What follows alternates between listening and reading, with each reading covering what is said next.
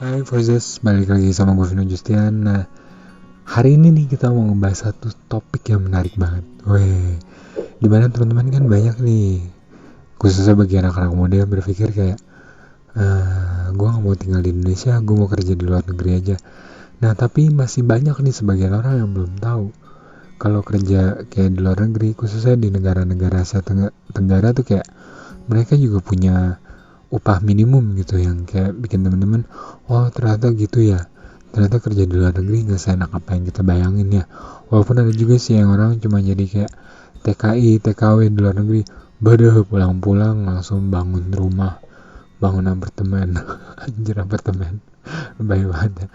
Bangun rumah sih mungkin ya. Oke, nah jadi teman-teman jawab banget untuk tahu nih. Jadi nomor pertama adalah Singapura. Dikenal gak pernah buat ketentuan mengenai aturan upah minimum. Gaji rata-rata diterima per bulannya itu sekitar $4.061 Singapura atau sekitar 44 jutaan. Nah, gimana nilai yang sedemikian besar ya ternyata berbanding lurus dengan tingginya biaya hidup di Singapura. Nah, mungkin bagi sebagian teman yang kayak, wih gede banget. Pas tahu biaya hidupnya teman-teman udah shock.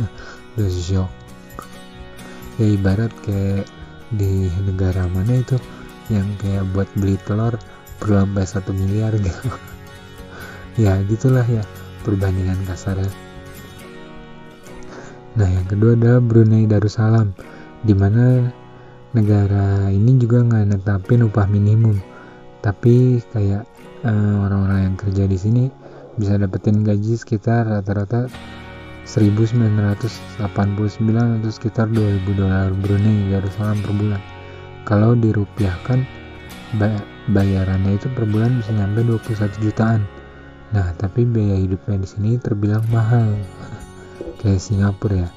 Nah, sedangkan di Thailand nih yang kayak upah minimumnya sekitar 5,4 jutaan per bulan. Nah, menempati posisi ketiga sebagai negara pemberi upah terbesar di negara Asia Tenggara. Ya biaya hidupnya bilang mahal banget enggak, tapi bilang murah banget juga enggak sih ya. Sedangkan nih negeri yang serumpun dengan kita, Malaysia, gaji di sana sekitar 1.200 ringgit atau sekitar 4 jutaan ya. Kalau biaya hidupnya itu bisa dibilang mirip-mirip sama di Indonesia sih ya.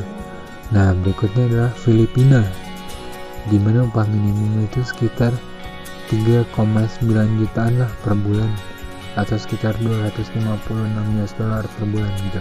Dimana nominal sebesar itu kayak gimana ya, ngomongin sama kurang lebih kayak di Indonesia gitu. Besaran biaya hidupnya ya di Indonesia juga beda-beda tipis juga sih. Nah kalau di Vietnam nih yang terbilang paling mirip sama Indonesia, upah minimumnya sekitar 2,7 juta atau sekitar $181, sedangkan biaya hidupnya lebih besar daripada di Indonesia. Ya, jadi bisa dibilang kayak hidup di Indonesia masih lebih enak lah dibandingin di Vietnam. Nah, selanjutnya ada Kamboja dengan upah minimum sebesar $121 atau sekitar 1,8 jutaan per bulan. Nah, kayak kecil banget sih ya. Nah, tapi teman-teman jangan salah karena biaya hidup di sana itu beneran murah dan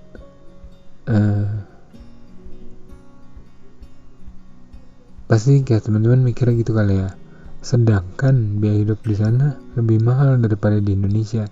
Nah, jadinya orang-orang yang mau tinggal di sana itu biasanya kayak bekerja lebih keras atau bekerja punya 2-3 pekerjaan gitu untuk bisa kayak hidup dengan enak ataupun hidup dengan layak.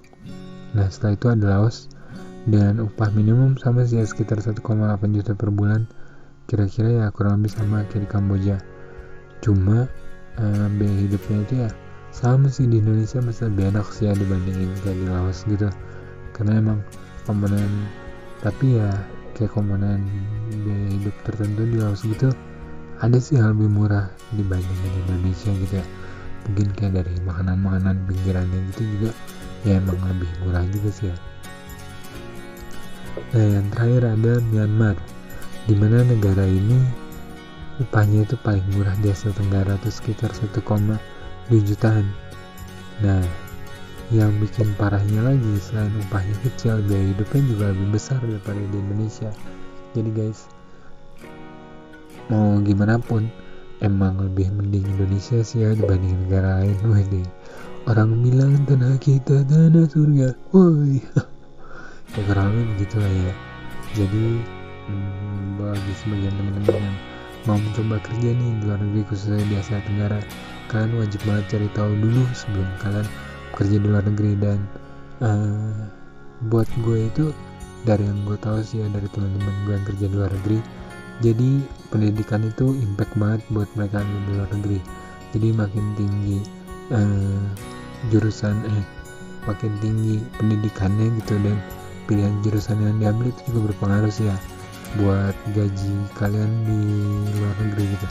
Well, di Indonesia juga ngaruh sih ya, tapi di luar negeri gue rasa impactnya lebih gede, karena itu bakal impact banget ke gaji kalian yang masih berapa untuk meningkatkan jauh lebih lagi. Oke, sekian dulu dari gue, Francisca, hari ini.